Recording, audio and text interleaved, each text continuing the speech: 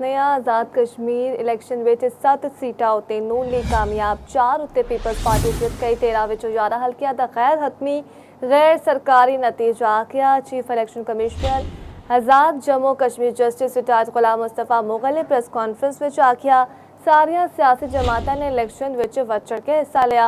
गैर हतमी गैर सरकारी नताइज के मुताबिक LA1 विच मुस्लिम लीग नून दे अजहर सादिक फाते पीपल्स पार्टी दे मोहम्मद अफसर शाहिद दूजे नंबर उत्ते रहे। LA2 तो पीपल्स पार्टी दे कासिम मजीद 12,952 वोट लेके कामयाब। नून लीग दे अजीम बख्श चौधरी नूं 8,252 वोट मिले। LA3 तो PP उम्मीदवार यासिर सुल्तान जीत गए। LA4 तो लीगी उम्मीदवार रुखसार अहमद कामयाब। रुखसार अहमद नूं 20,172 वोट पाए।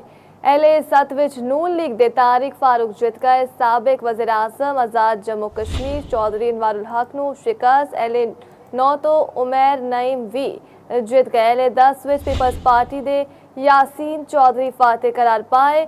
नून लीग दे फाते महमूद उल हसन दूजे नंबर उत्ते रहे। LA11 विच नून लीग दे मोहम्मद आसिफ जीत गए। पीपल्स पार्टी दे मोहम्मद इखलाक दूजे नंबर उत्ते रहे। LA12 विच लीगी उम्मीदवार रियासत खान अगे। LA13 विच मुस्लिम लीग नून दे अयाज अहमद जट अगे। IPP दे निसार अंसर दूजे नंबर उत्ते रहे।